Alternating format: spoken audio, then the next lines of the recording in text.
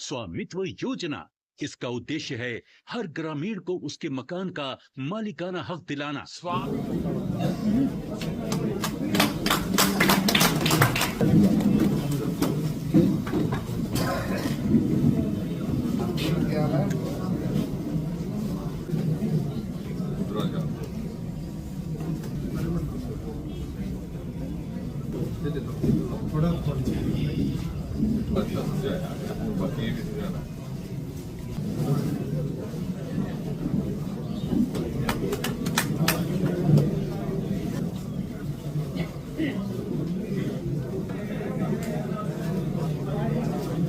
सबसे पहले तो आभार प्रकट करना है प्रधानमंत्री श्री नरेंद्र मोदी जी का। उन्हीं की कल्पना, उनकी सोच और उनकी संवेदनशीलता का ये नतीजा है। एक के बाद एक अद्भुत कार्यक्रम, योजनाएं गत 11 वर्षों में हमारे सामने आई हैं, जिसमें समाज में खड़े हर व्यक्ति तक किसी न किसी तरह का लाभ पहुंचाने का प्रयास किया गया। विशेषकर महिलाओं के सशक्तिकरण को लेकर के, गांव देहात में रहने वाले हमारे गरीब भाई बहनों के सशक्तिकरण को लेकर के और उनके जीवन में किस प्रकार से सुविधा और सरलता लाई जाए, उसको लेकर के अनेकों सफल प्रयोग, जो मैं समझता हूं कि आने वाले समय में दूसरे देशों के लिए भी अनुसरण करने लायक होंगे। एक प्रकार के रोल मॉडल, जिसमें हमारी ग्रीवेंसेस की स्कीम भी थी, हमारे डिजिटल प्रमाण पत्र जो हमारे पेंशनर्स और बुजुर्ग शहरियों को दिए गए, उसी कड़ी में, उसी श्रृंखला में ये स्वामित्व की योजना, जो देहातों में, गांव में रहने वाले लोगों को अपनी ज़मीन, अपनी खेत, अपने फार्म की मालिकाना अधिकार स्वयं वो एक कार्ड जनरेट करके प्राप्त कर सके। ड्रोन के माध्यम से, सैटेलाइट इमेजिंग के माध्यम से मुझे इस बात का भी संतोष है कि मेरे साथ जुड़े हुए 2 विभाग भी इस कार्यक्रम का हिस्सा रहे, जिसमें स्पेस टेक्नोलॉजी का विभाग है और दूसरा सर्वे ऑफ इंडिया, जो कि विज्ञान प्रौद्योगिकीकरण मंत्रालय का एक हिस्सा है।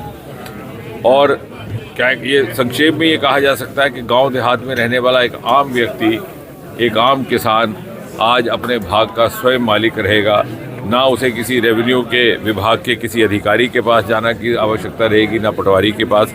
इससे एक्यूरेसी भी रहेगी, झगड़े विवाद की गुंजाइश भी घटेगी और इस प्रमाण पत्र की मान्यता कोर्ट कचहरी में भी रहेगी।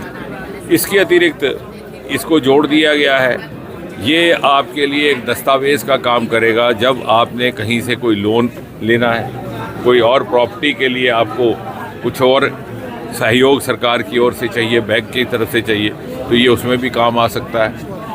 इसके अतिरिक्त इसमें ये भी प्रावधान है, जैसे प्रधानमंत्री आवास योजना में, कि प्रॉपर्टी कार्ड महिलाओं के नाम भी हो सकता है। तो एक ही समय में जहां देहात में रहने वाले एक नागरिक का सशक्तिकरण हो रहा है, वहीं महिला का भी सशक्तिकरण हो रहा है, वहीं आर्थिक सशक्तिकरण भी हो रहा है, वहीं हम आत्मनिर्भरता की तरफ भी बढ़ रहे हैं। और जहां तक जम्मू कश्मीर का संबंध है, ये भी एक बड़ी संतोषजनक बात है कि कुल मिलाकर के आज प्रधानमंत्री जी के बटन दबाने के साथ देश भर में 2.25 करोड़ रुपए, 2.25 करोड़ की संख्या के प्रॉपर्टी कार्ड्स का वितरण हुआ है, जिसमें से लगभग 37,900 कार्ड रहे जम्मू कश्मीर के लिए।